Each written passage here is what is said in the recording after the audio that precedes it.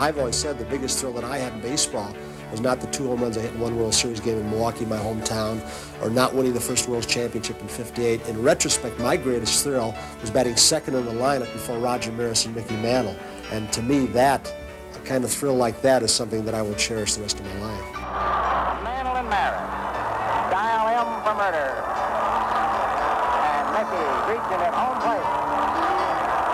When people think of Roger Maris, they think of that 61 home runs, but Roger Maris was one of the best all-around baseball players I ever saw. Once again, the 3-2 delivery. Drive to deep right center field, way back there. And this ball is caught one-handed by Maris leaning over the railing. You got Ford, bases loaded, and nobody out, okay? You were in trouble. That's how tough he was. Whitey ready again. Pitch is strike three swinging. Whitey struck him out. Struck out 2 men here in the 9th inning to win the ball game. I don't care if it was 154, 162 games. This man hit more home runs than anybody in baseball in 1 year. Here's the windup. Fastball hits deep to right. This could be it. Way back there. Oh,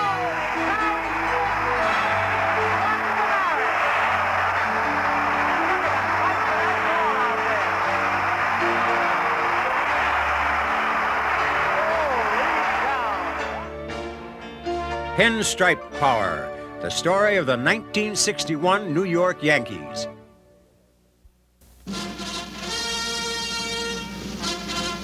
I, John Fitzgerald Kennedy, do solemnly swear that you will faithfully execute the office of President of the United States. that I will faithfully execute the office of President of the United States.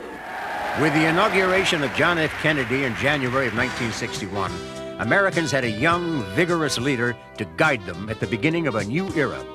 At Kennedy's urging, the space age took off in earnest, while other aspects of new American technology were becoming apparent almost everywhere people cared to look. Meanwhile, in baseball, the New York Yankees were also intent on replacing the old with the new, and Casey Stengel, the team's 70-year-old manager, was one of the first to go. Well, for the main reason, as I explained to you, or Mr. Topping explained, that there is a program that's going on with the Yankees, and it has an annuity program, and the annuity program means that after a certain length of time, some people think you should retire. Now, he's of the opinion that you should retire, and his other partner, Mr. Webb, Del Webb, is of the same opinion. Stengel's replacement was Ralph Houk, who was much younger and supposedly much tougher than Casey. Ralph, as a World War II Ranger and winner of the Bronze Star, the Silver Star, and the Purple Heart, people think of you as a pretty tough guy. Are you going to be a tough manager? I think, Tom, that I'm going to be a ball player's manager. I'm not a tough guy, and also I guess I'm not an easy guy. But I just want the boys to play hard, which I'm sure they're going to do, and I just want to handle the fellows where we get the most out of the ball club and that they get the most out of themselves. I really didn't feel that much pressure because I'd had a lot of the players at Denver and AAA ball, and of course I had coached for Casey the past 3 years, so it wasn't like taking over a ball club that I didn't know all the players and know their capabilities.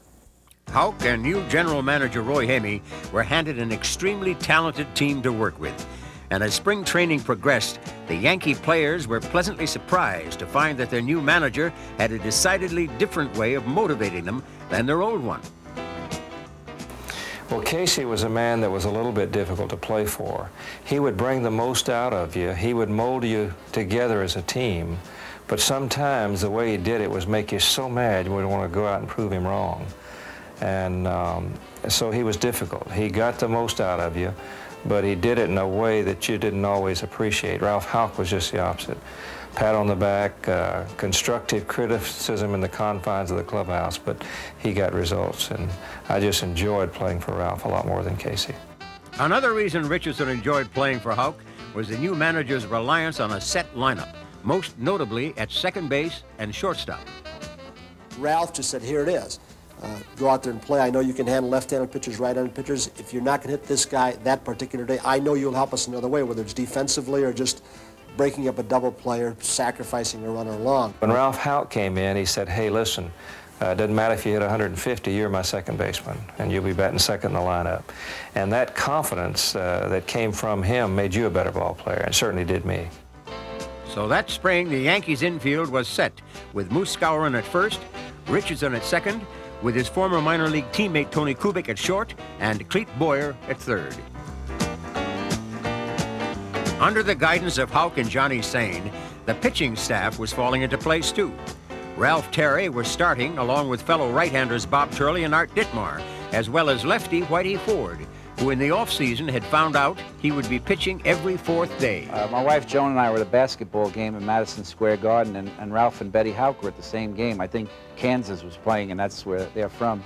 And between the doubleheaders of the basketball game, I spotted Ralph, and I congratulated him on just becoming manager. He said to me, he says, could you pitch every fourth day? And I says, you're damn right I can. I felt so good when he said that. He says, well, when we go to spring training, you're going to pitch every fourth day, you know, when you work yourself up to 6, 7 innings. And we're going to try you to pitch every fourth day starting with the 61 season. Unfortunately, the Yanks' upbeat attitude eroded somewhat when they struggled through the spring, despite the presence of the incomparable Mickey Mantle and 1960s MVP Roger Maris. We went to spring training with a new management team, and the Yankees won 10 games and lost 19. It was the worst record in either major league in spring training. And Ralph Houk kept assuring a very nervous Roy Hamey that he would, once the season started, don't worry, this is a great team and we'll start playing ball for you. Although he didn't know it yet, Houk would of course turn out to be correct, as his Yankees were about to begin their greatest year of all.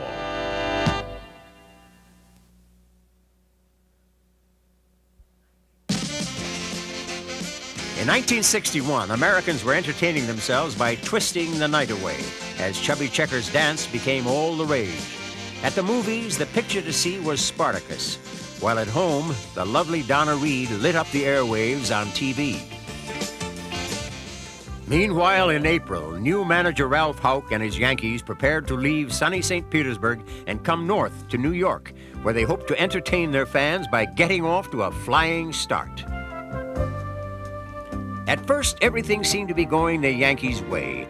The team rebounded from an opening day loss to win its next 5 and continued on to win 13 of the first 18.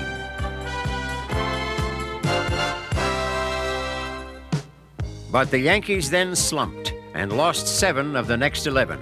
So despite their apparent abundance of talent, the Yankees' record stood at a decidedly mediocre 17-15 through the first 32 games, with the team in third place, 5.5 games behind the league-leading Detroit Tigers. But not all the Yankees got off to a bad start. Mickey Mantle, for instance, began the season with a flourish under his new manager. The Mick hit 9 home runs in his first 18 games, thus becoming just about the only Yankee with any positive early season statistics. The team didn't start like people thought. The team didn't start off very well in April and May. If not for Mickey in April carrying the team with his home run bat, taking the pressure off Ralph Houk and the rest of the team, we could have been in big trouble. Roger Maris was perhaps the most notable of the slumping Yankees, especially since his first home run didn't come until the 26th of April. After that, however, Roger reoriented himself to his home run trot by hitting 10 in May, including one game when he and 2 other teammates each hit 2 homers apiece. Meanwhile, on the mound, Whitey Ford was busy proving Ralph Houk a prophet. Whitey did indeed thrive on pitching every fourth day, and his early record of 6-2 showed just how good he could be. It's really interesting to be a second baseman where you can see all the signs. And Whitey was one of the few pitchers that called his own ball game. The catches would go through the motions of giving signs, but on most occasions, Whitey would actually give the signals himself. And it was just interesting to see him set hitters up. I used to say to Ford, Whitey, a lot of times, I'd say, how come you never shake a guy off? He'd say, it doesn't make any difference to me what you call. He said, if I got my stuff, he said, they ain't gonna hit, they won't hit it anyway. To me, he never beat himself, He's always got the ball around the plate. He pitched a game in 2 hours was a long game for him, and it makes guys like to play, So he would be my pitcher. Out of everybody I've ever seen, he would be the guy I'd like to have starting. One of the reasons Ford was able to win with such regularity was the Yankees' defense, which at times went unnoticed. A lot of people, even the years back, not only the 61 club, but definitely think of the Yankees as a great power baseball club and always the home run type ball club. But the 61 club, and I think a lot of the clubs before that, people overlooked their defense. Much of the success of that overlooked infield could be attributed to the closeness of the shortstop and the second baseman. Tony and I, first of all, we roomed together. We had a lot in common, but at the same time, respected each other, and I think he respected the way I gave him the ball. I certainly liked the way he gave me the ball. Warmed up together before the games. I think we really just got to know each other so well that we knew and anticipated the right throws, the speed would be there, and we could make the plays together. You know, Bobby really was the team leader in the infield, I think. He was the guy that played every day, played hurt. If he was in a slump or if he was hot, you didn't know it. He was like Whitey. You couldn't tell. They never had high spots or low spots, which was really good for a team. They just stayed on an even keel. But Bobby had as good a range as anybody in the game. Nobody was quicker on the double play than Bobby in the game, and nobody had the leadership qualities that were admired in the clubhouse. Kubek and Richardson was as good as anybody could ever be. Clete Boyer, I think, was as good a fielder as Brooks Robinson, and I think Brooks Robinson was great. Time after time, the Yankees infield bailed out pitchers in trouble, and their 180 double plays during the year led the American League.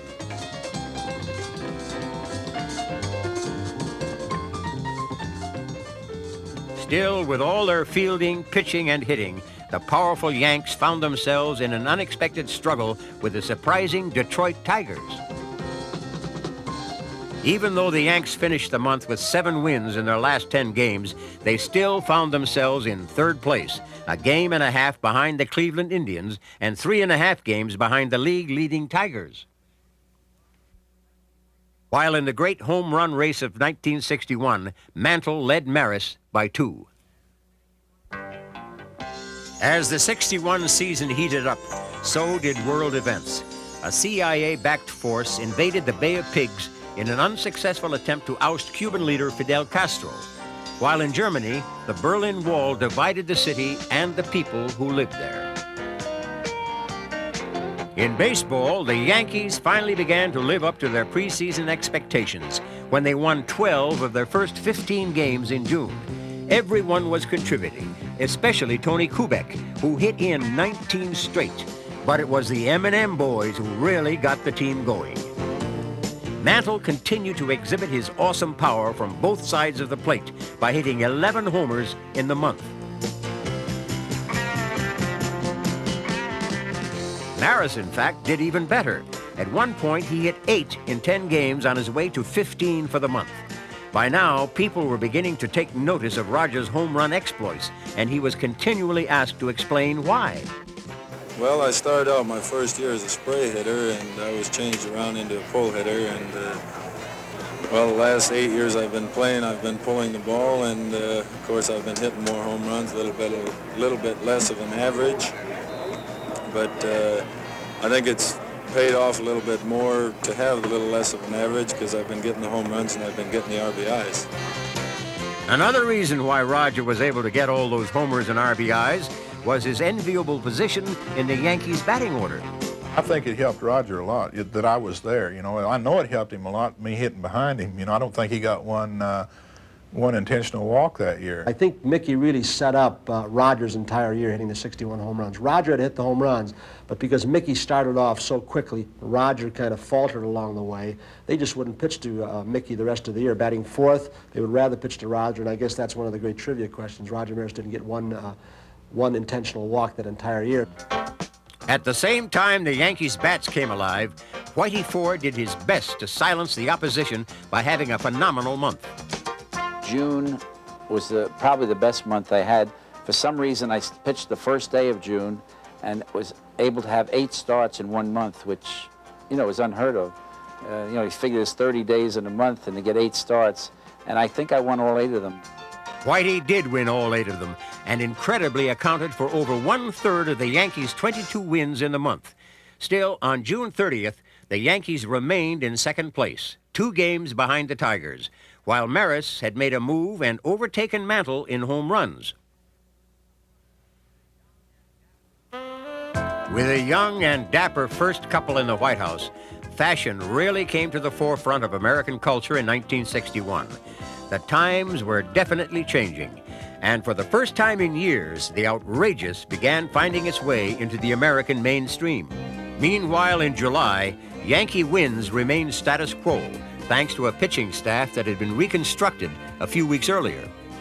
I guess it was in June, if I remember right, I changed the pitching staff. We traded Ditmar and got Daly, who became a big help for us that year. And I moved Terry and Stafford into the starting rotation. Turley was having trouble with his arm. And that, as well again, as we were talking about pitching, that sort of turned our ball club around. Ralph Terry wound up with 16 wins and only 3 losses in '61. And along with Raleigh Sheldon, Jim Coates, and Bill Stafford, the Yankees had more than just Whitey Ford to throw at opposing hitters. In fact, with all their hitting, the Yankees staff in '61 was probably a lot better than people gave them credit for. Pitching staff was underrated, I think, because of the home runs. Nobody heard of Ralph Terry, who won 16, or Bill Stafford, who was second in the league in ERA. Raleigh Sheldon came up from D-ball, or Jim Coates would come in and just blow people away as hard as he threw. So the pitching staff was underrated, I think. What wasn't the least bit underrated was the Yankees' catching, with a versatile trio that included Johnny Blanchard, perennial all-star Elston Howard, and Hall of Famer-to-be Yogi Berra. I've only really had 2 catches my whole career, and that was Yogi and Elston, and you couldn't choose between them. They were both great at catching. You know, they both were so sharp when it came to working with the pitcher, getting the weaknesses of the batter, and you know, just keeping the pitcher going. Of course, Elston Howard could do a lot more than just work with a pitcher. With Berra on the downside of his great career, Elston was the Yankees' first-string catcher in '61, and he was as good defensively as anybody in the American League. At the All-Star break, Howard was also proving that he was the best hitting catcher around, too. In fact, his .369 average topped the entire major leagues, a statistic which didn't really surprise his teammates. Well, I knew that Elston would have been a star on any other ball club. And when I first saw Elston and saw the tools that he had, I thought, my goodness, the Yankees are really fortunate to have him. So it's 2 away, and here's Elston Howard, leading both leagues in hitting. Elston Howard. 2 out, nobody on, no score, top of the second. The Yankees and the White Sox from Comiskey Park in Chicago. Now the 2-1 pitch is a drive deep to left field. That ball has gone way back. Tremendous home run. Man, Ellie really tagged that one. What a shot that was. On those occasions when Howard was rested, 37-year-old Yogi Berra often filled in with much the same results. Bradman pitching him outside, delivers a curve swung under the high drive, deep to right, and it is another home run by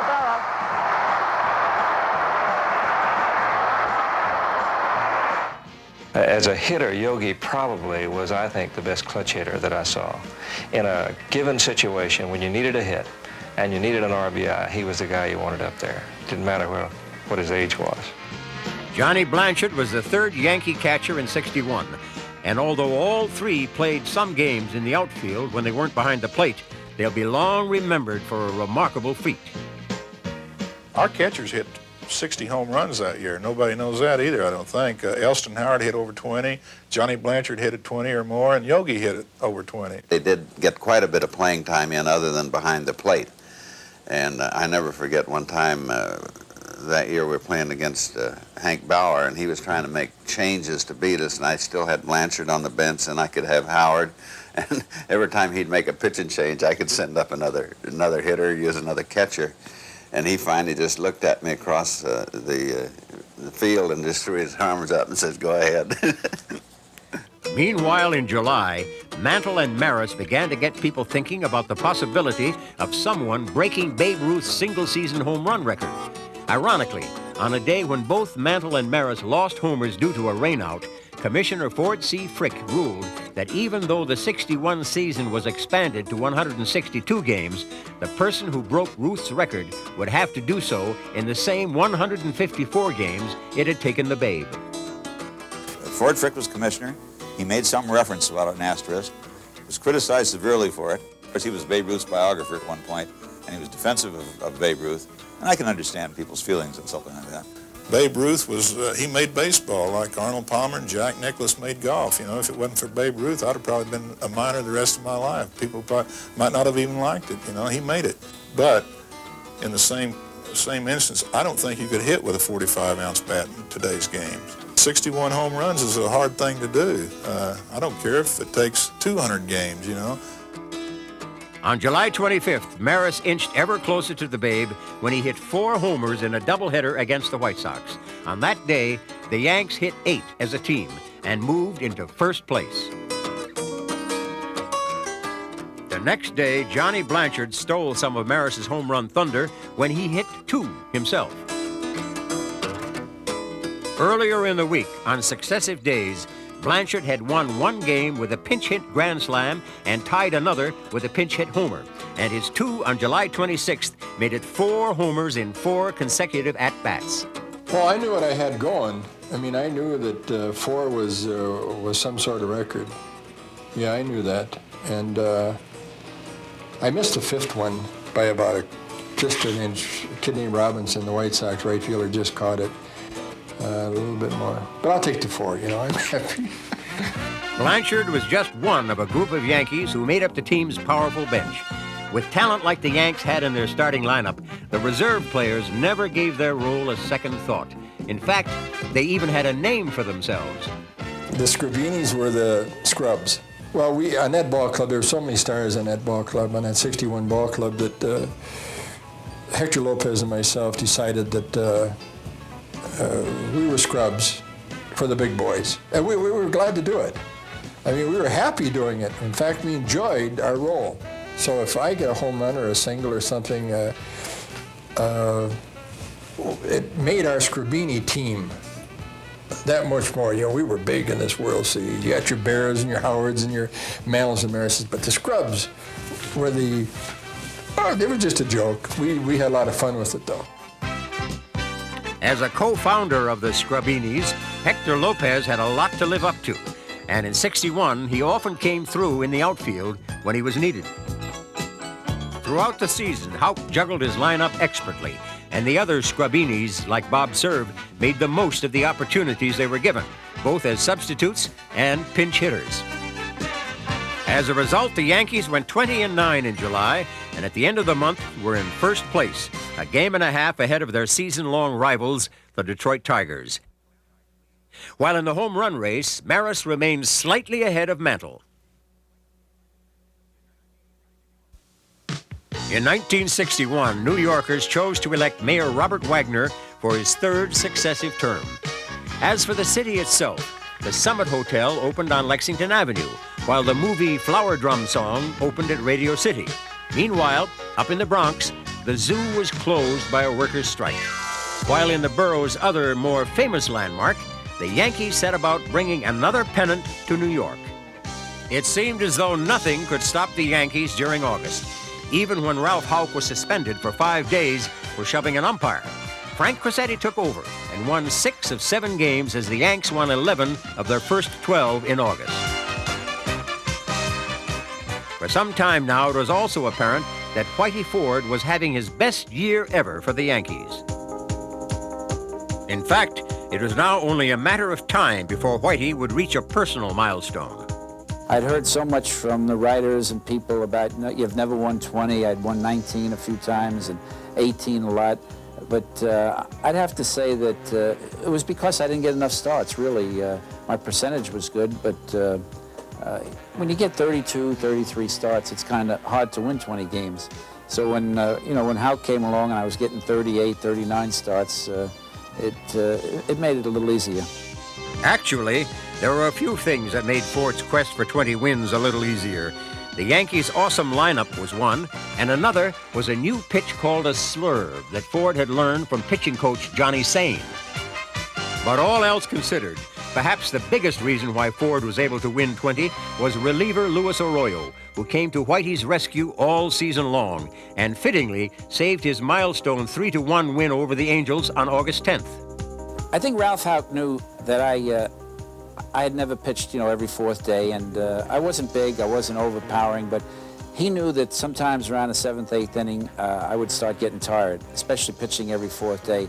And if I had thrown a lot of pitches during a game and, you know, we were a couple of runs ahead, he'd bring in Louis. And in fact, if he'd finish a game that I had started and, you know, did well, which he almost always did, I'd be in the dressing room first, and I'd have 2 beers right over in Louis' locker open and ready for him to sit down, and we'd talk about the game. We had a Arroyo that year to come in from the bullpen and finish ball games, and I've always said and still feel that an outstanding short man in the bullpen that can just close a game out is more important than a 20-game winner. The following winter, I got an award from the New York baseball writers. I guess it was the Babe Ruth Award that you win for the most valuable player in the World Series. And when I accepted it at the Waldorf Astoria, I told the baseball writers, I said, you should have another one written in Spanish for Louis, because yeah, he was the reason I'm getting this award, the great job he did in our bullpen in 1961. Meanwhile, as August heated up, so did Mickey Mantle and his home run hitting teammate and foe, Roger Maris. On August 13th, both Mantle and Maris hit their 45th home run of the season. And by now, rumors were circulating that although the two were close in the home run race, they weren't very close to each other. That year, there was a lot written about me and Roger not liking each other, and that's the farthest thing from the truth that it could ever be. I don't think we ever had an argument. We appreciated each other. I know I did. There was no rivalry. It was mythical. I guess because Ruth and Garrick supposedly didn't shake hands after one or the other hit a home run. They figured, hey, the analogy's there. So many years later, we've got 2 guys challenging the record, and there's got to be something wrong between those guys. And they wouldn't. I mean, I think the proof of the pudding is that they roomed together for 3 or 4 months. I mean, if they had such animosity, what would they be doing staying in the same apartment, eating breakfast together, driving in Roger's convertible every morning to Yankee Stadium from out there? It wasn't there, and everybody on the team knew it. It was a mythical thing that somebody contrived, almost like a media event, and there was no rivalry. There was no dislike, no distaste for each other. They loved each other, not just as ball players, but as human beings, and I think people forgot that. Mantle and Maris weren't the only Yankees affected by their chase of the Babe. The situation touched on the entire team, and despite the fact that both were their teammates, many of the Yankees definitely had a favorite.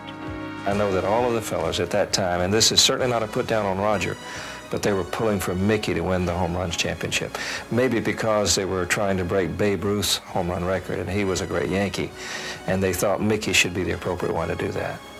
So you got to remember, Mick had been there like 10 years prior to Roger coming over to New York, and he was the favorite. He was Mr. Yankee and so on, and I think maybe the ball club as a whole probably felt Mickey might have deserved it more so. Whoever deserved it more, one thing was becoming clear. In late August, both were well ahead of Ruth's pace, and people really began to believe that at least one had a chance to top the Babe. Casey, do you think that Maris or Mantle will beat Ruth's record? I don't see why they haven't a great chance. Mantle was one of the few ball players that I ever had that could hit 50 home runs. He did that in 56. Just think of it. He hit 51 home runs. What's the difference now that it's 61, that he can't do it again, or that he can't add 12 more? He's ahead of the record. I thought he'd hit 55 the same year, but he hit 51. So he's got a great chance. Why shouldn't Maris? Sparks built for him. He's a great ball player coming up, 26 years of age. He's got a great chance to hit it. He's a terrific player, and that's all there is to it. Both of them are so amazing and good that why shouldn't I believe they could do it? Because they did so many things for me the last season that I had them with the Yankees, or the many years that Mantle played for me. By now, home run fever was sweeping the nation, and the Yanks were playing to capacity crowds wherever they went. In Los Angeles, Maris rewarded one such sellout crowd by hitting his 50th home run on August 22nd to become the first player in the history of the game to reach that plateau before the 1st of September. Still, the troublesome Tigers remained right on the Yanks' heels, just a game and a half behind, while Maris had taken a short lead over Mantle in their home run race. I have today signed an executive order providing for the establishment of a Peace Corps on a temporary pilot basis. The formation of the Peace Corps was just one of the many firsts in 1961. For instance, seat belts first became optional equipment in some cars, while in offices around the country, the IBM Selectric typewriter was first introduced. In the air, full-length motion pictures were shown on board airplanes for the first time, while on the ground, the first-place Yankees readied themselves for a September showdown with the second-place Detroit Tigers. On September 1st, a crowd of over 65,000 saw Moose Skowron come through in the clutch. With the score tied at 0 in the bottom of the ninth, the Yanks had Elston Howard on third and Yogi Berra on first with nobody out. Skowron promptly singled to left, and the Yanks had a 1-0 win. Not only did the victory give them a 2.5-game lead over the Tigers, it was also relief ace Luis Arroyo's 10th consecutive win. The next afternoon, Roger Maris was the hero as the Yankees battled back from an early 2-0 deficit. Tigers 2, Yankees 2, 6th inning. There it is, a long drive to deep right field, and the ball is gone. Number 52. Later in the game, with the Yankees comfortably ahead, Maris hit another. There goes Tony, and there's a high drive to deep right. Martin going back, and the ball is going, gone. Number 53. Maris's 2 homers helped the Yanks increase their lead to 3 1/2 games with a 7-2 win. But the Tigers threatened to regain a game the next day until Mickey Mantle came through in the ninth. Mantle, who homered in the first inning, struck out twice since coming up. Swung on, there's a high drive to deep right field. Look out now, K-line, he is not going to do the home run. Number 50. Mantle's dramatic homer tied the game, and shortly thereafter, Elston Howard came up with a chance to win it. So with 2 away, Ellie's up. 5-all, 9th inning. Swung on, there's a high drive to left. Calavito going back, and the ball is going, gone. The ball is over. Elston Howard belted it into the left field stand for a 3-run home run, and the ball game is over. When we finally won the pennant was when we beat the Tigers in Yankee Stadium there late in the year. And we won all those games by 1 or 2 runs, and that sort of turned the thing around. And then Detroit went into Baltimore and got beat, and we kept winning, and that's when it happened. What happened was that the Yankees jumped to an 11-game lead, but their elation was tempered a bit when Mickey Mantle was sidelined after having a negative reaction to a penicillin shot. With Mantle now out of the home run race, Maris's assault on Ruth's record continued, both in New York and in stadiums around the country. In the Yankees' 142nd game at home against Cleveland, Roger hit his 56th homer and stood 3 ahead of Ruth's pace. But by now, the pressure on the 27-year-old Maris to succeed was almost unbearable. I don't think there's ever been an athlete who's had as much pressure over the length of time that Roger did and handled it better.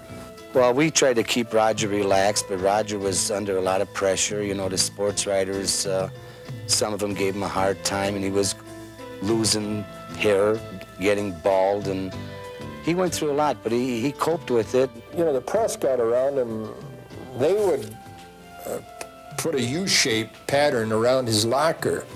And there literally towards the end there was anywhere from 25 to 35 writers around him. Well, the lockers have got a wire mesh, you know, and the guys would be in my locker asking him questions through the screen.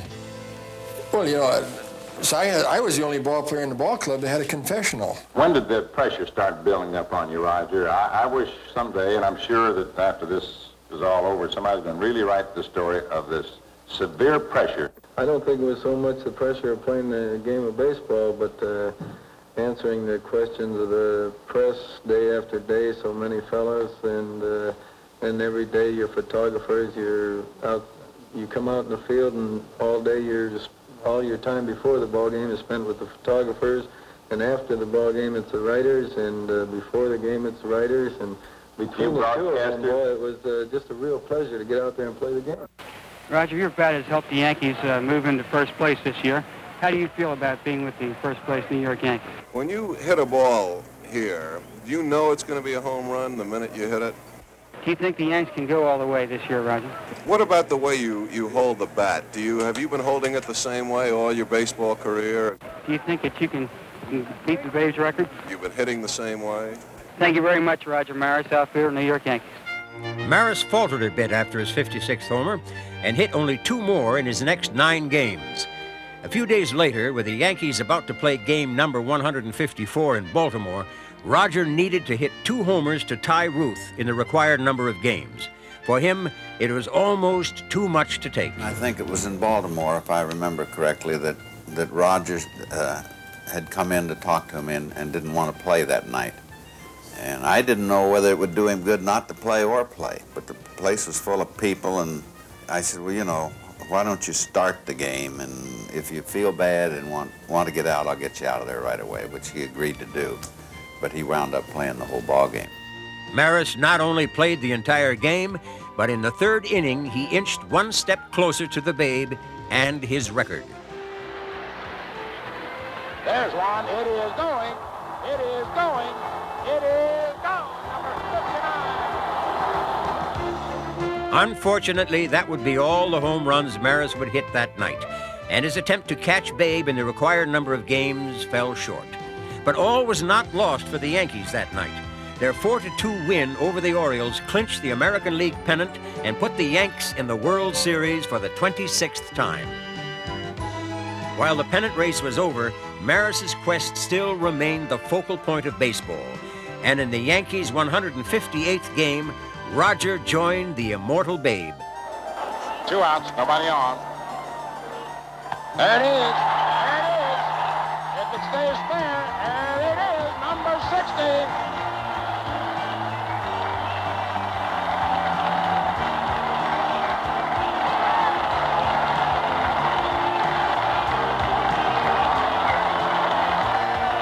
Standing ovation for Roger Maris, who got number 60. And they're calling him out of the dugout. This is most unusual. They are asking him to come out of the dugout. Now this is something. They are standing and asking Roger to come out. Come out, Roger. How about that?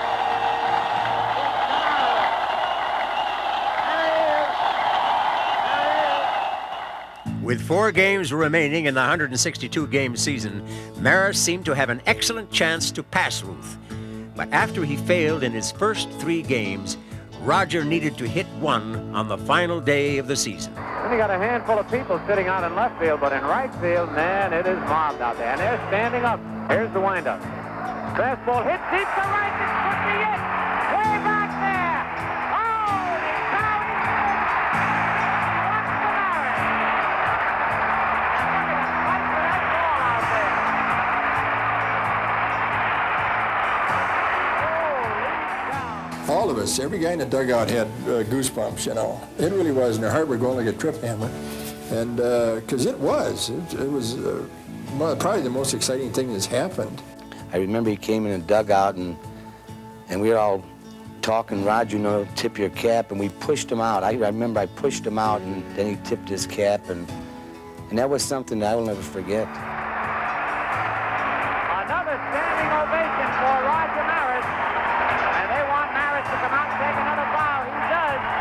And if his teammates are pushing him out there, he wants to get down, they won't let him. The ball, of course, was a valued prize worth a great deal of money, and it wound up with Brooklyn teenager Sal Durante. I knew it was going over my head. I jumped on my seat right away. Jumped right up on the seat, reached as high as I can go, and right in. Oh, forget it. I didn't know what happened. All I know, I was screaming, John was screaming, we didn't know what. Then the security guards came and they took him, and I kept saying, where's he going without me? I didn't know anything, I didn't know what was going on. It was obvious that we had to get that baseball. It was obvious that we had to identify it, and we were going to make something of this event. They wouldn't let me take the ball out of Yankee Stadium.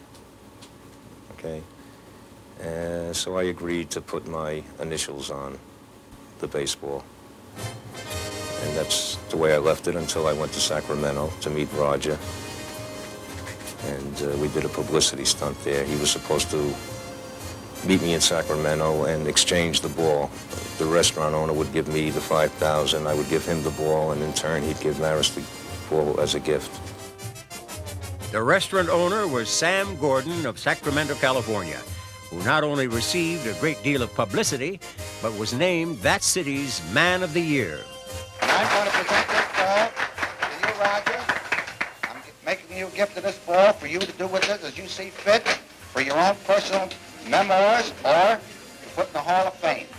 Thank you very much, sir. It's a pleasure. Maris got the ball and Durante got his money, along with some sage advice from the people who presented it to him. Are you going to let the money go to your head? And I said, no, it's going into the bank. It has to be the happiest day of my life. Of course, it must have been the happiest time of Maris's life, too. The day he became baseball's single-season home run leader. So when the 61 regular season was over, the Yankees had won an amazing 109 to outdistance the Tigers, while Mantle fell 7 homers short of Maris's mark. With the space age in full flight, Americans looked to the sky in 1961 and watched in amazement as our countrymen went higher, farther, and faster than ever before. The new technology in 1961 also brought us a car that was capable of driving through water as well as on land, and an astronaut named Alan Shepard who was capable of being sent into space. Meanwhile, Yankee fans were saluting a team which they felt was capable of winning the World Series against the Cincinnati Reds. Unfortunately, Mickey Mantle's infected hip was still troubling him, and the rest of the Yankees knew they would probably have to go into the series without their best player. But the Yankees were still loaded with talented players, and in Game 1, with Joe DiMaggio throwing out the first ball, Whitey Ford showed the Reds just how good he had been throughout the season and his career. Ford had finished the year with an incredible record of 25-4, and on this day, he once again got the kind of help he'd come to expect from his infield. Clete Boyer really stood out as he made one amazing play after another. Throw to Gurnett now. He hit a ball that Boyer stopped. One of the really fine, great plays in World Series. 61 to me was like, this is your life story to me. I made 2 or 3 great plays in the World Series, and that was such a thrill to be able to show off in front of the whole world, show your talent off. Ford showed off his talent, too, as he shut out the Reds 2-0 to give the Yankees the first game of the series.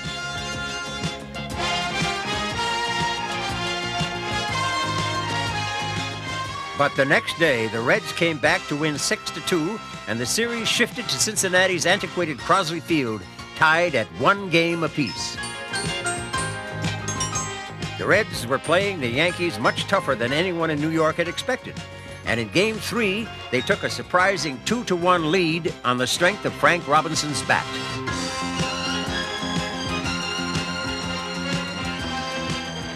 But the Yankees tied the game on a Johnny Blanchard pinch hit homer in the top of the 8th. And then Roger Maris came to bat in the 9th, having gone 0 for 10 in the series. There's one. It is deep to right field, and that ball is going, it is gone. Roger Maris gets his first hit of the series, and you can tell that left the bat and it was gone. And the Yankees lead 3-2. On the strength of Maris's homer, the Yanks went on to win the game and take a 2-1 lead in the series. Then, the next day, the Yankees once again sent their master to the mound. And as he had done in the first game, Whitey Ford started out by blanking the Reds. Through 5 innings, Whitey kept Cincinnati off the scoreboard as the Yanks took a slim lead. But even more importantly, Ford's 5 shutout innings extended his string to a phenomenal 32 shutout innings in World Series play. That enabled Whitey to break Babe Ruth's record, even if he didn't realize it at the time. That was the best kept secret in baseball. About the 5th inning, I didn't know it, but I had broken the record. And I was coming off the mound in Cincinnati, and a lot of people got up and started applauding, and I didn't know why, because not many people applauded for the Yankees in Cincinnati. And I realized that A couple of the players in the dugout knew about it, and they shook hands, and then I realized what it was, but it was a pretty well-kept secret. And it's a record I'm very proud of. It's probably the one record I'm very proud of. The Yankees were also proud of the fact that Mickey Mantle insisted on playing when the series came to Cincinnati, despite the condition of his infected leg. The thing I remember most was Mantle, and I think he dominated the scene at that time. The fact that he was injured, the fact that perhaps there was blood showing through his uniform, and yet he would play. And because he played, we all, I think, gave an extra effort. The extra effort that Mantle gave was definitely noticeable in the fourth inning of the fourth game. So there's a line drive base hit for Mickey Mantle in the left center field. And they're going to take Mantle out of the ball game, as evidently his side is bothering him. You could see the blood coming out of his leg here, and when he took his baseball pants down, I couldn't believe what a big cut he had there. I guess the doctor had lanced it. It was just a big open sore there, and how he played it all, I don't know, but he did. He wanted to be in there, and he got his 5 or 6 innings in that day. Led by Mantle's mettle and Ford's pitching, the Yanks won Game 4, 7-0, and the next day set out to finish off the Reds. In the first inning, Johnny Blanchard put the Yankees ahead 2-0, and from there they increased the lead to 6-0. The Reds, though, came back to narrow the lead to 6-3, but Buck Daly came on in relief of Ralph Terry and pitched 6 2/3 innings as the Yanks went on to win 13-5. As Daly makes his pitch to Pinson, the ball hit the bat, flew out there in left field. In comes Lopez, made the catch. The game is over. The Yankees are champions of the world for the season of 1961. So the great Yankee season of '61 was over. In retrospect, the players who wore the pinstripes that year just might have been the most formidable collection ever. Never before had a team shown so much mastery and domination, such elegance and power. There was Mickey Mantle and Roger Maris, the M&M Boys, future Hall of Famers Yogi Berra, who was in the twilight of his career, and his battery mate Whitey Ford, who was at the zenith of his. At the bat, there was never a team with as much power as the '61 Yanks. Led by the incomparable Roger Maris, the Yankees hit a record 240 homers in 1961, a remarkable achievement by a remarkable team. That was a great team. I think probably that's the best team I ever saw. We had a great bench. I mean, there wasn't, they call it dead wood in baseball. We didn't have any dead wood on that team. Every guy had a job on that club.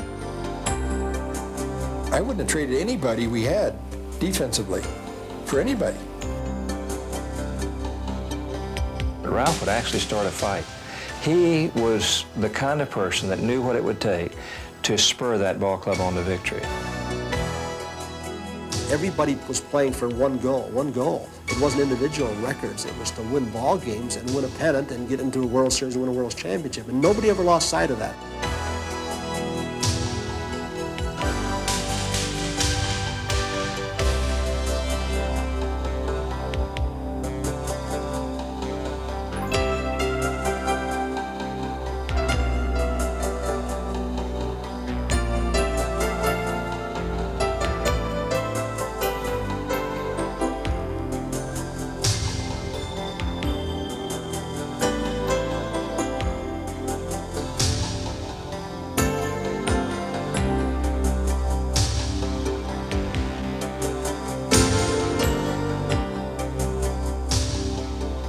Well, the whole club had a great year, let's face it. They made it easy for me.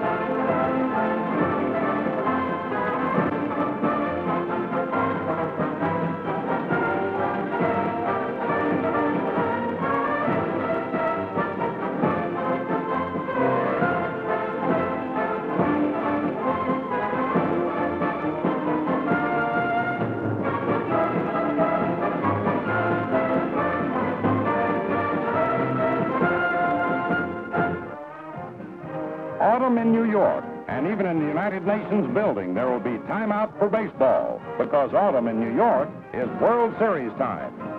In 12 of the last 13 years, New York has had a part in the Fall Classic. 11 times in that span, the Yankees were in it, and they're in it again this year, opposed by the Cincinnati Reds, who won their first National League pennant since 1940. Fans swarm into Yankee Stadium early for the pregame excitement of a series opener.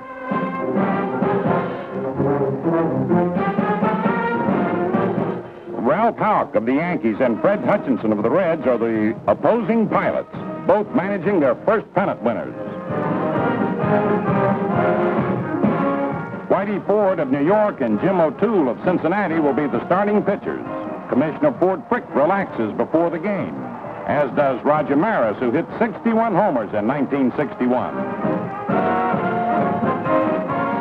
The Reds loosen up, counteracting tension that mounts as game time nears. Soon Jim O'Toole, a youngster of only 24, starts warming up. And across the way, Whitey Ford, a 25-game winner, gets ready for action. The players come to attention for the national anthem. Yankee Hall of Famer Joe DiMaggio tosses out the first ball, and soon the Yankees take the field. The 1961 series is underway. Here's the first pitch to Don Blasingame, and it's in there for a called strike. And then with a 2-2 count, Ford pitches. Strike three. Don loses his grip on the bat. Whitey now has started more World Series games than any pitcher in history. In the Reds' second inning, Ford pitches to Gene Freese, who slams a hard smash toward third. It looks like a base hit, but Clete Boyer makes a brilliant play, a breathtaking stop. With quick hands, he recovers in time to turn it into an easy out at first base.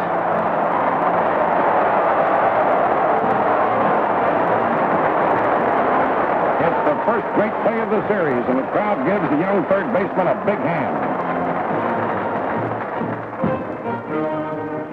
In the Yankees' fourth, Jim O'Toole whips a strike past Elston Howard. But Howard finds the next delivery more to his liking. He drives an outside pitch toward right field. Wally Post charges across to the barrier, but he's a little too late and a little too short. It drops in there for a home run.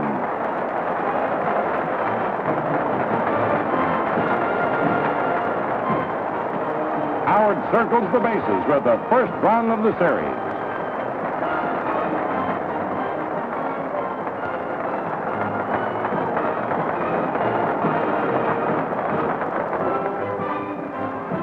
Howard is up again in the sixth and hammers a long drive to center. But Veda Pinson, with his great speed, races back and hauls it down with finesse. O'Toole faces Skowron. He slams a long drive to deep left field. Frank Robinson takes one look, starts drifting back, but the ball is going, it's gone. And there's a mad scramble. Skowron scores with his 7th World Series homer, and the Yankees lead 2-0.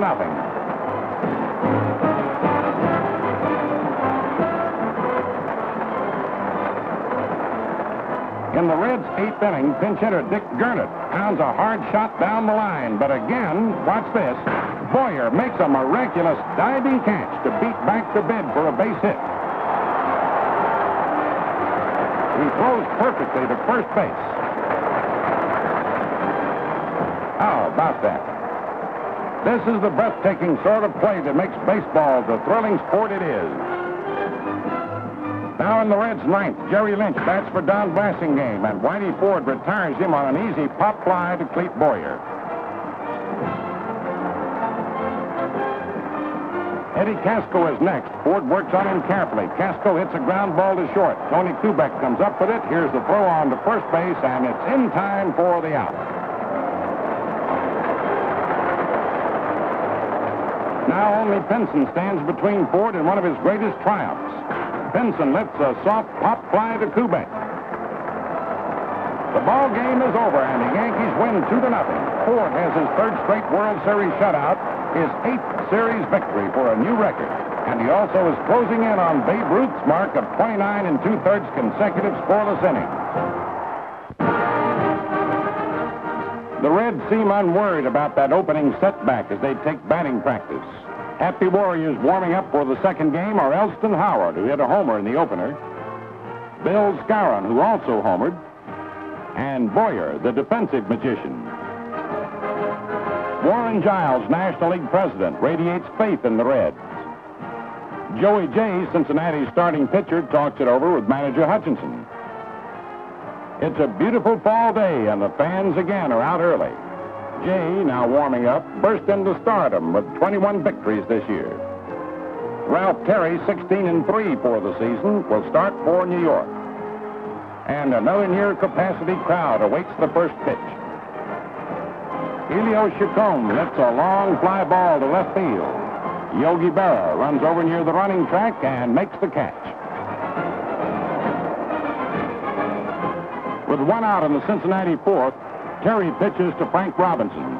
There's a twisting hopper. It caroms off Boyer's glove, and the young third baseman has trouble recovering it.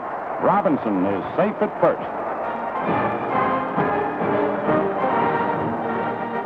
Gordy Coleman at bat takes Terry's first pitch for a strike. Again, Terry delivers, but this time Coleman really levels. There's a terrific shot deep to right center. It's going, it is gone. A solid home run of more than 400 feet. Robinson scores ahead of Coleman, and as both return to a jubilant Cincinnati dugout, the Reds have taken a 2-0 lead.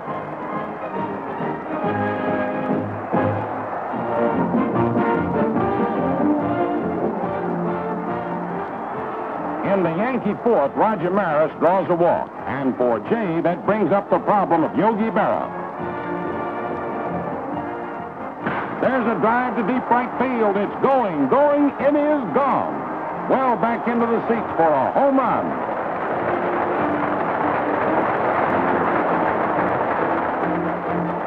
Maris trots in ahead of Yogi, and within a matter of minutes, the game is tied again at 2-2. It was Berra's 12th series home run.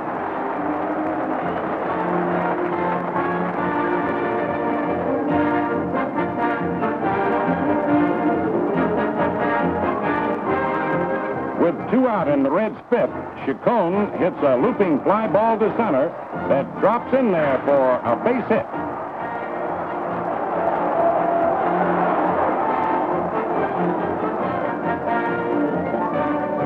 Ralph Terry now faces Eddie Casco. Eddie slams a base hit through the middle.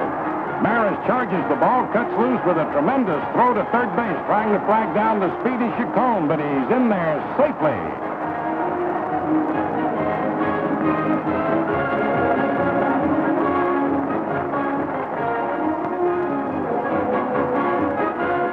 Now a crucial play.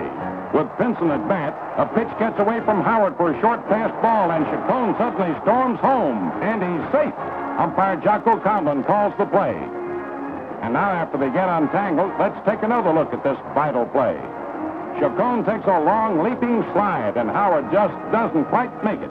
And the Reds lead 3-2 on Chacon's aggressive running. In the Yankee fifth, Clete Boyer at bat draws a walk. And after one man has been retired, Bobby Richardson is at the plate. He grounds to short. Casco attempts to start a double play by tossing the ball to Chacon, but Boyer beats the throw to the bag. Boyer is called safe at second. And Chacon's throw to first is wild. Manager Hutchinson questions umpire Donatelli very briefly on the play, and soon heads back to the bench. Joey Jay doesn't let the situation disturb him, though. He strikes out Tony Kubek. Roger Maris is now at bat. One swing could ruin Joey, but he strikes out Maris, and Raj walks off in disgust.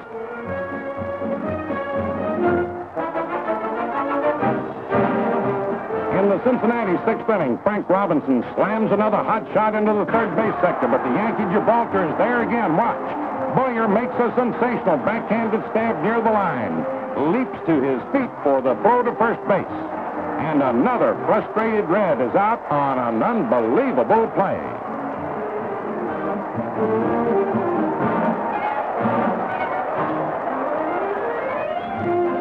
Wally Post manages to circumvent Boyer here. He gets the ball up high enough so that it sails down the left field line for an extra base hit. Berra runs it down, and Post trots easily into second base with a double.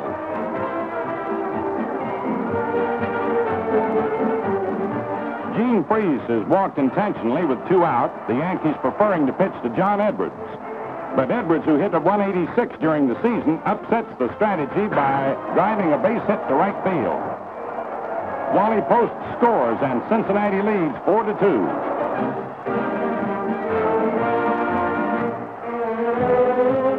Luis Arroyo, ace Yankee pitcher, relieves in the 8th inning and walks Robinson to start the inning. Arroyo now faces Gordy Coleman. Coleman taps a little dribbler to the left of the mound. Arroyo moves over to field the ball. Coleman beats it for a hit, and Arroyo's wild throw sails down the right field line. Blanchard finally retrieves it, and since Robinson already is scoring, tries to nail Coleman digging for third. A beautiful throw. Boyer slaps the ball of the big first baseman for the out.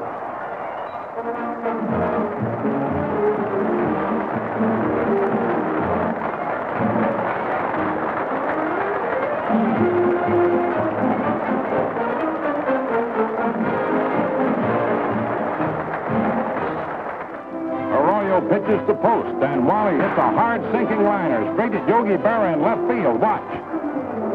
Oops, it goes right through his mitts for an error, and Yogi has to run it down while Post rambles on to third base.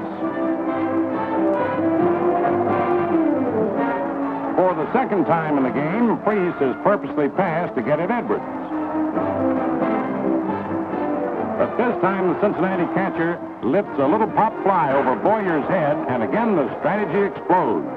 It's a double, scoring Post, and the Reds pull away 6-2.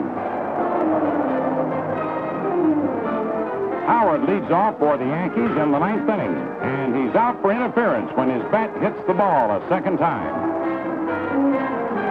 Howard argues about it, and Manager Houk comes out to protest.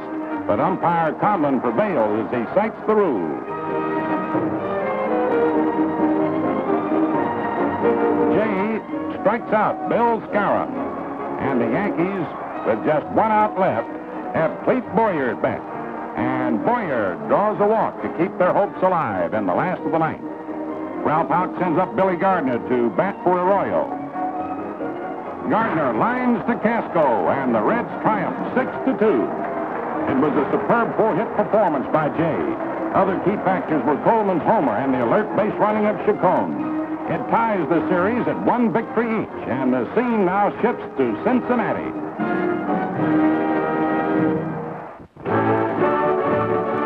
Cincinnati, the very cradle of professional baseball. Here, the first salaried team, the Red Stockings, was formed in 1868, and Cincinnati has been a baseball hotbed ever since. Down through the years, there echo the names of such Red heroes as Roush, Lukey, Rixey, Walters, Vandermeer, and Blackwell. And no fans anywhere are more enthusiastic than these now converging on Crosley Field. With Hutchinson as the Reds' official family, Mr. and Mrs. Stanley Kess and General Manager Bill DeWitt. Mr. Kess is a club director. Mrs. Kess is the daughter of Powell Crosley, late Cincinnati owner. Bill DeWitt is the first head baseball executive ever win a pennant in both major leagues. Mickey Mantle, suffering from a hip wound, will make his first appearance in the series, a courageous performer. The rival managers, Freddie Hutchinson and Ralph Houk, chat briefly before the third game.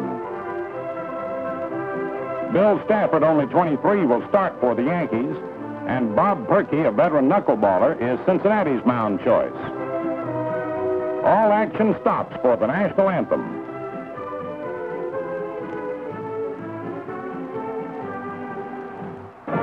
There go the Reds, and the fight for the series lead is on. As the game moves into the third, Chacon lays down a bunt. Stafford tries to hurry the play, throws so wildly that Skowron has no chance to catch the ball.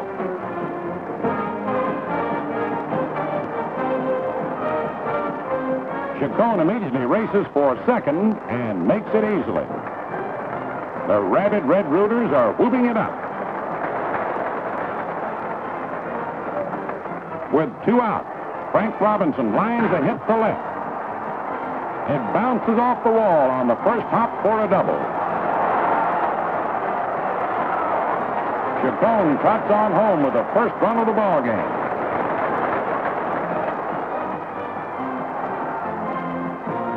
Perky still is protecting his 1-0 edge as he faces Kubek in the 7th. Tony whistles a line drive to center field, and it's in there for a base hit.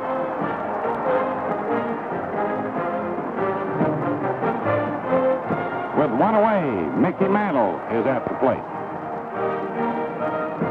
He lifts a high foul pop near the Reds' dugout. Johnny Edwards gives chase. He gives a tremendous effort, slides on into the dugout. A great try, but he fails to get the ball. Now Perky returns to the task of pitching to Mantle. He tries to give Mickey his best knuckleball. The pitch breaks so sharply, gets away from Edwards for a passed ball, and Kubek moves to second. Now Perky's situation is more perilous with the runner in scoring position, but he knuckles down. And Mickey Mantle strikes out. There are 2 away. But then comes another toughie by the name of Yogi Berra. Yogi lifts a looping fly ball to short right field. Chacon races out. Robinson races in. Chacon seems to have the ball, but he and Robinson collide, and the ball drops, and Kubek trots on home to tie the score. On a rerun, we see that the collision did not knock the ball out of Chacon's glove. He dropped it before the impact, undoubtedly distracted by the onrushing Robinson. A tough play for both men. Chacon was badly shaken up by the collision. However, he pulls himself together and remains in the ballgame. In the Cincinnati 7th with 1 out, Stafford faces John Edwards. He slams the ball into the right field corner. Johnny Blanchard runs it down and cuts loose with the throw to second base. Edwards, racing all the way, slides into second safely with a double.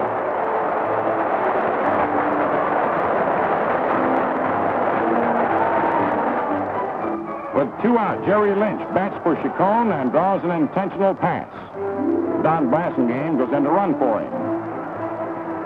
Cincinnati shortstop Eddie Casco at bat. And he lines a single to left field. Yogi Berra has no play at the plate, fires to the infield. And the Reds are back in front 2-1 as Edwards scores. The run sends the crowd into an uproar, and there's dancing in the aisles by a couple of pretty young ladies.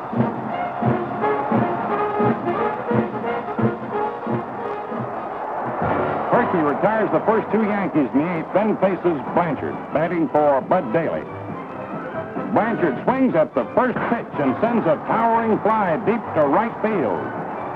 Frank Robinson goes back, but the ball sails over the bleacher fence for a pinch hit home run. And the score is deadlocked again at 2-2. But pinch homers aren't anything new to this budding new star of the Yankees. Blanchard hit 4 of them during the season.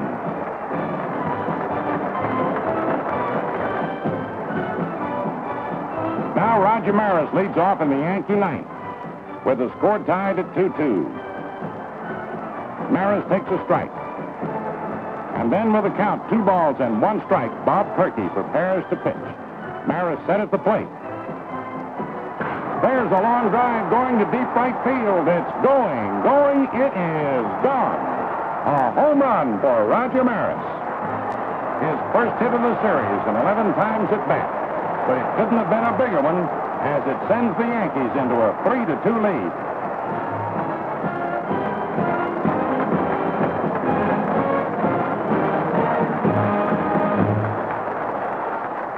After Arroyo retires Dean Freeze in the 9th, Leo Cardenas steps up as a pinch hitter for Edwards. There's a long drive to deep left field. It crashes high off the scoreboard for a double. If it had been on either side of the scoreboard, it would have been a game-tying homer.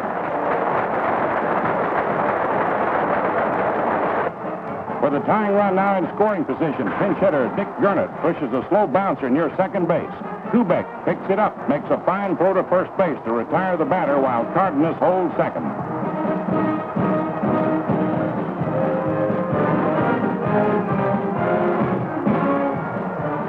Gus Bell, third successive pinch hitter, smashes the ball back at Arroyo. He knocks it down and throws him out at first base.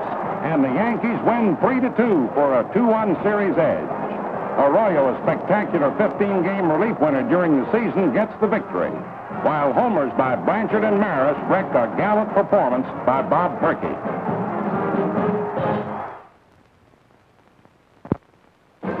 Blue skies and balmy weather prevail for the fourth game. Joe Cronin, popular president of the American League, is quietly confident. John Blanchard tries out his home run swing. Maris also tries to stay in the groove. Jim O'Toole, who lost the opener, will challenge the Yankees again, and his mound foe will be the same Whitey Ford. The umpires and managers have their usual pregame huddle for exchange of lineup cards. And Game 4 is ready to roll. Gordy Coleman opens the Cincinnati third by grounding out to Richardson. And Ford, needing another scoreless inning to break Babe Ruth's record, now needs just 2 more outs. But Darrell Johnson singles to left for the first hit off Whitey, and the crowd begins to wonder whether Ford will make it. Jim O'Toole is the next batter. He grounds to Tony Kubek, a slow hopper, but Tony makes a fine play, tosses to Richardson for a force out of Johnson at second base.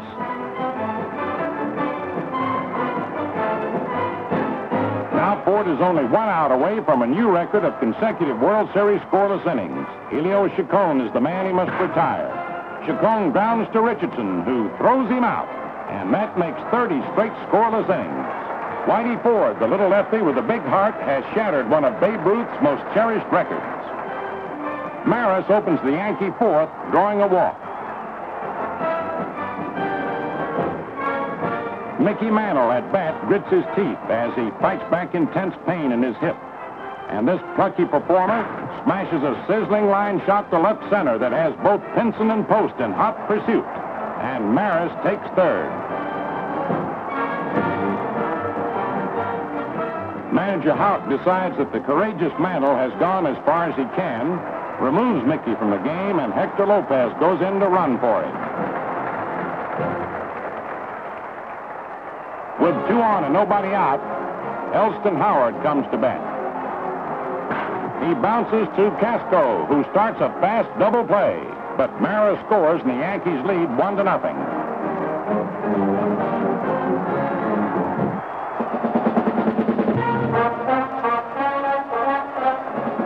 Brosnan pitching now for Cincinnati. After the Yankees added a run in the 5th, Howard, with 1 out in the 6th, slams Brosnan's first pitch to right center for a resounding double. Berra, one of the game's best clutch hitters, is walked intentionally. And the crowd seems to approve. Skowron fails to fall into the double play trap, beats out a slow roller to Freese, and the bases are loaded. Brosnan now faces Clete Boyer. The Yankee third baseman slams the ball down the left field line for an extra base hit. It bounces off the wall before Post can retrieve it. It's a double. Howard and Berra come pounding home, and the Yankee lead is lengthened to 4-0. After that outburst, the Reds' bullpen gets busy. Whitey Ford still has a shutout in the Cincinnati 6th when Chacon hits a liner to left. Yogi Berra tries for a shoestring catch, but narrowly misses it. Umpire Shag Crawford right on top of the play. Manager Houk, meanwhile, goes to the mound to talk to Ford, who had smashed a foul off his foot batting earlier. And so Jim Coates is called in from the bullpen to relieve the veteran. And Ford departs with a fabulous streak of 32 consecutive scoreless innings. Coates helps keep that record alive.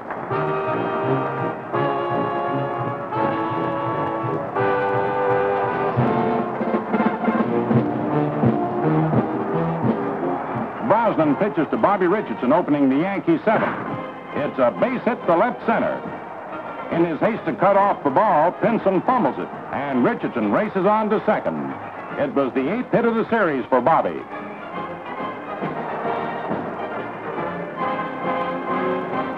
With one out, Maris is walked. Brosnan then unleashes a wild pitch in his effort to shackle the power of Lopez, and both runners advance. Richardson moves to third, and Maris goes to second.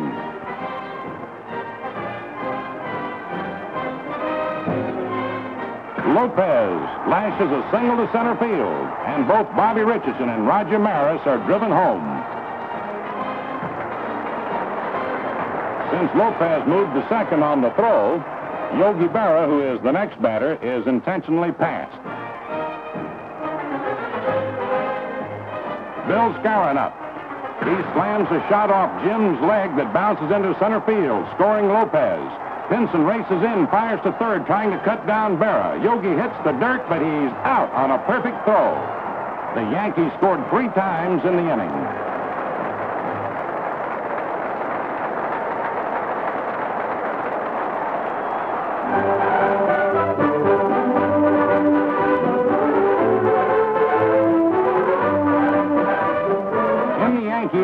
Bustling Bobby Richardson makes a bid for another hit, but Chacon makes a brilliant leaping catch of his line drive.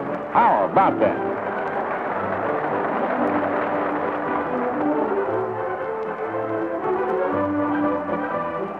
With one out in the Reds' ninth, Frankie Robinson at bat draws a walk. Robbie is only the second man to reach base since Coates relieved Ford. And then Gene Freese strikes out. Coates now needs only one more out to preserve the shutout.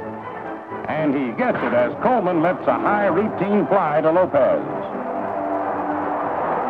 The ball game is over, and the Yankees win 7-0 to take a commanding 3-1 margin in the series. Ford once again proved a complete mystery to the Reds, and his collaborator, Jim Coates, was just as baffling. At Crosley Field, the Cincinnati Reds, down 3-1, hope to stay alive in the series. But Yankee co-owner Dan Topping hopes his team will wind it up. And so do these two gentlemen, General Manager Roy Hamey of the Yankees and co-owner Del Webb. Pre-game practice finds the Yankees keeping their batting eyes sharpened. Cincinnati's Frank Robinson is trying to recover his slugging stroke. And so is star Cincinnati center fielder Beta Pinson. Joey J., Cincinnati's only series winner, will try to halt the Yankees steamroller. Ralph Terry, who lost to Jay in the second game, will be matched against him again, and he'd like to turn the tables. For Jay, he knows there's no tomorrow unless he can win today.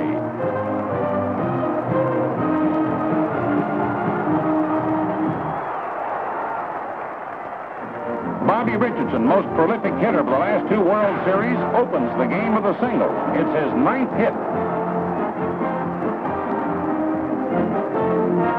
With 2 out and Richardson on second, Jay encounters John Blanchard.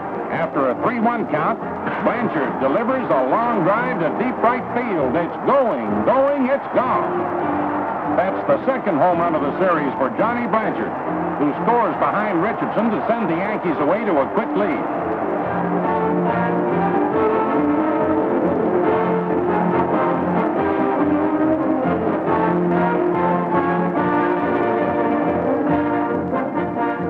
Jay's next pitch is slammed by Elston Howard against the scoreboard for a double. It was the 5th hit of the series for the star catcher, who paced the Yankees during the season with a .348 average. Jay, so effective the last time, is shaken up. The count goes to 3-2 against Bill Skowron, who rifles a terrific shot off the center field wall. The ball rebounds so fast, it gets past Pinson as Howard scores. Manager Freddie Hutchinson decides to make a pitching change and calls in Jim Maloney, a 21-year-old fastballer. The first man facing Maloney is Hector Lopez. Lopez drills the ball deep into the right field corner. It's in there for extra bases. Skowron scores to give the Yankees their 4th run as Lopez winds up with a triple. There's no slowing down of the Bronx Bombers. Clete Boyer doubles off the scoreboard for the 4th extra base hit of the inning.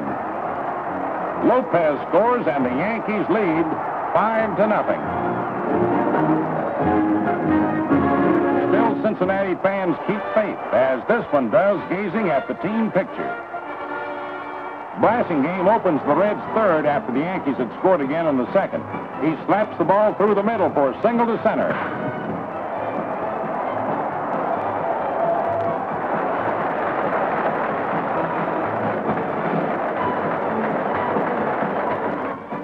Ralph Terry goes to work on Eddie Casco, who hits a short pop fly to left field. Hector Lopez races in but can't quite get to it.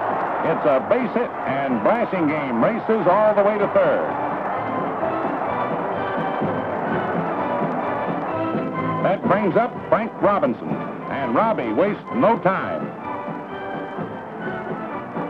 There's a long drive deep to right center field. Blanchard sprints back, but the ball is into the bleachers for a 3-run home run. Cincinnati fans take renewed hope and feel they're back in the game as Blasingame and Casco trot home.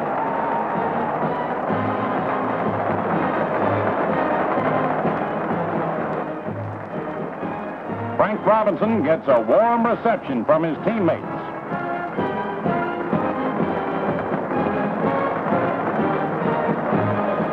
At this point, manager Ralph Houk decides to bring in relief pitcher Bud Daly to replace Ralph Terry. And the Cincinnati threat is soon ended.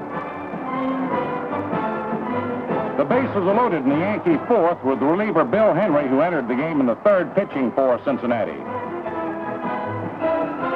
Bill Skowron is at bat. Skowron smashes a single to center field. Kubek and Blanchard head for home. Pinson unleashes a long throw to the plate that sails high over the catcher's head. Kubek and Blanchard score. Hector Lopez now comes up. Lopez really ties into one. A tremendous blast that rockets high over the wall to the right of the scoreboard for a tremendous home run. Several fans scramble up an embankment in pursuit of the ball. Howard and Skowron score ahead of Lopez, and the Yankees are turning it into a rout with an 11-3 margin. In the Cincinnati 5th inning, Bud Daly pitching to Beta Pinson, who cracks a hit to center. But in his eagerness to utilize his speed, he tries to stretch the hit into a double and is out at second on a good throw by Maris. With Coleman on 1st and 2 out, Wally Post ties into one and sends it soaring into the left field screen for a home run.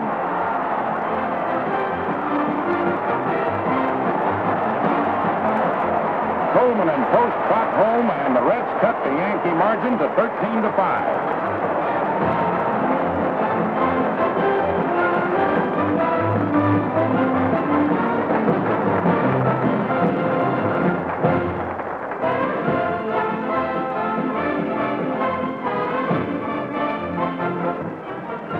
Chacon bats for Blasingame in the Reds' 9th. He grounds to short, and Tony Kubek throws him out. Daly's control is excellent. Casco swings at his first pitch and lifts a fly ball to Roger Maris. Daly is now on the brink of victory.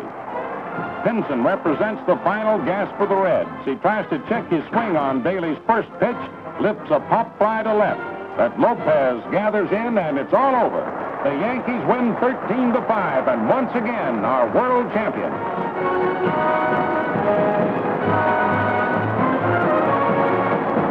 Every World Series has its great moments, and the 1961 series is no exception. Explosive hitting of a Maris, a Robinson, or a Mantle. Brilliant pitching of a Ford or a Jay. Baseline thrill. Sensational fielding. That's baseball at its best.